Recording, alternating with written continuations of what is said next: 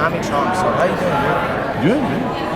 So who would have thought that dropping out of high school at 16 would have you where you are today? Yeah, well,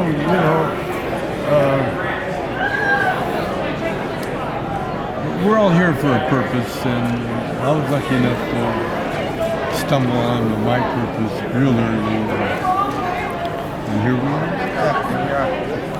Looking back, did you ever imagine you would have been the stoner icon that you are today? Looking back, no.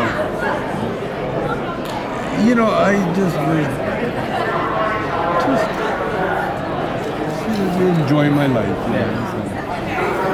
Now, I heard that Cheech and Chong started out as an improv group at your family strip club. Is that true? Yeah, we did. We had an after-hours club that was so popular that another friend of ours who had a dinner club gave me a club, and I turned it into first a titty bar, and we made a lot of money and we did really well, but there was something lacking, and dignity, I guess you could call it, and so I changed the titty bar into an improv club, and I made the girls actresses. They loved it. Everybody loved it, and we did really well. And then I ran into Cheech, and my brother fired us, and then Cheech and I stayed together and came down to LA, and here we are. How was your first movie pitch? Did the studio want you guys to have like a bunch of sketches tied together, or did you guys have a plan for the movie? The studio didn't want to go near us, and so our manager decided that he would finance the movie himself. And so so the studio said, hey, we'll take it. They didn't have to pay anything, but we ended up shooting the movie in less than a month, and for less than a month. So it was a phenomenon. It has been done since. That movie went on to make zillions of dollars. It was a very big success. What was it like working with Pee Wee Herman, and how did you get him in your movies? I discovered when we started prepping for the movie. I'd been to San Francisco, and I saw a group called the Committee. Well, in LA, they got a group called the Groundlings, and so I went and I found Pee Wee and hired him. The rest is history. Did he offer you guys roles in his films, or no?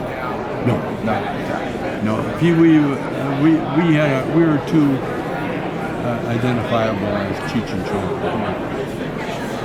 There is a rumor you guys were going to make a horror comedy called Cheat Thrills with Cheech, and the script was bought by Disney, who toned down the film and made it into Mr. Boogedy. Is that true?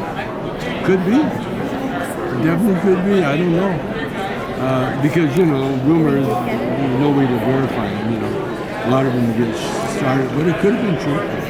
There was a movie called Stripes that we turned down, and that went on with Bill Murray and that. But other than that, I imagine there's been a few. Do you regret your falling out with Cheech? Do I regret? No, I mean, everything has a time and a place. And it was time for us to split. He had to do his own thing. I went on to do my own thing. And the good news is that I got my wife working stand-up with me. And although it pissed a lot of comedians off, whose wives were not that happy, I loved it. I loved my job. I know you guys just put out a documentary, but will we ever see another Cheech and Chong film?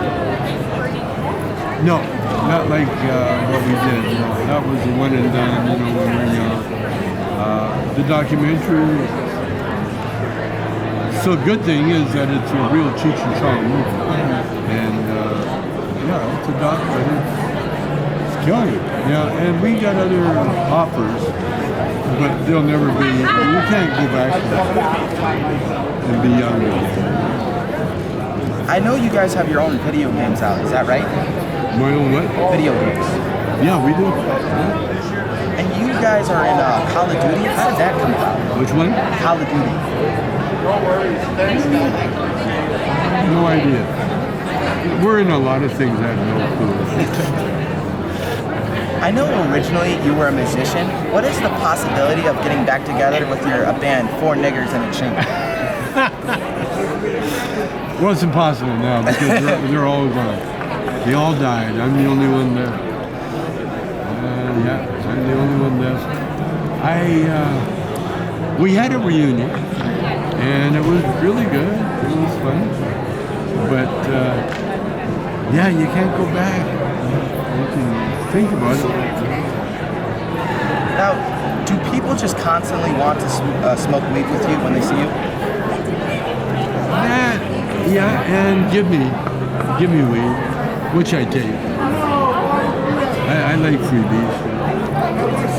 How aggravating was it going to jail for selling bombs, only to come out and have weed be legal everywhere? Well, I gotta tell you, my life is serendipity. I was meant to go to jail. I've been prepping for jail all my life. My mother and father both were very liberal when it came to people staying with us. And all my life, because we grew up kind of poor, you know. And so when you're poor and you got an extra room, you always got people living there. And so eventually our house turned into like a halfway house for people that got out of jail. And that's how I hooked up with one guy. You know, he'd been in jail in the 50s. And he'd talk about it at night, you know. And then I had a friend who got in trouble and went to jail. And when he got out, he was all buffed. And so I was looking forward to going to jail. What is it like being an inspiration to the guys like the Trailer Park Boys? Oh, it's a thrill. I mean, I've had some of the best compliments, you know, is people that you find out that are big fans. Like Barack Obama's a big Cheech and Chong fan. In fact, he told Cheech that he would pardon me, you know, but I like the fact that I had a record because it keeps me from doing jury duty. Because I'm a felon. Yeah. And I can't own a firearm because I'm a felon. And so I kind of like it. If you were on death row, what would your final meal be and why? My favorite food now is toast and fresh cut tomatoes. That's my favorite food now. As you get older, you don't have an appetite you had when you're a kid. Because when you're a kid, you eat to live. And when you get older, you don't eat to live. Do you ever get used to being a celebrity? Yeah, a little bit. You have a choice. And you can be shitty or you can be nice. And I chose to be nice. And as a result, people will give, it's like an improv group. People will give back to you what you give to them. If you give them love, then you get it back. But you got to give. And whether you're a celebrity or just Joe Blow, you know, it's much nicer to be nicer, you know, for your health. Being uptight all the time, you won't be long on there. What was your first major purchase? First major purchase? Well, good question. Probably Citroen Maserati. It was a car made by Citroen with a Maserati engine. And oh, I love that car. But I give a kid a ride in Mexico one time. He said, "Hey, thanks for the ride, but your car sure is ugly."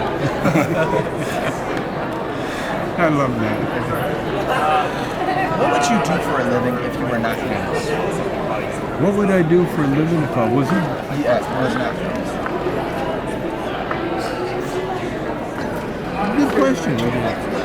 I started out driving my dad was a truck driver, so I ended up being a truck driver. And I liked the job, except I didn't like the labor part. You know. The driving part I loved. And so, yeah, I could do something with trucking, you know, warehouse work or something. Yeah, I like transportation. My dad, my brother, yeah, we were all truckers. I love being a trucker. Yeah, it was fun. It was never scary at like night or anything like that? What? Was it ever scary like driving around at night? No, I'm from Calgary. You don't be scared. There's nothing to be scared of. No traffic. You know? Yeah. You know? You get in trouble or someone steals shit from you, you know who did it. Yeah. You know, so there's nothing scary. I guess scary is when shit happens to people that you really love. You know, that's scary. You know? And one of the reasons we got out of LA and we moved back to Vancouver was my youngest son got mugged at school. And they literally bullied him, took his shoes. And I had to go back with my son, find the kid with the shoes, and he was still wearing them.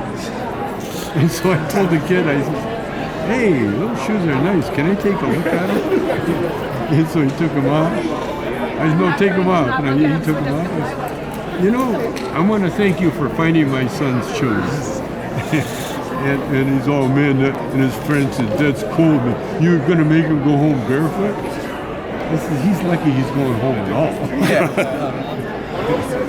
If he was any bigger, I would have kicked his ass.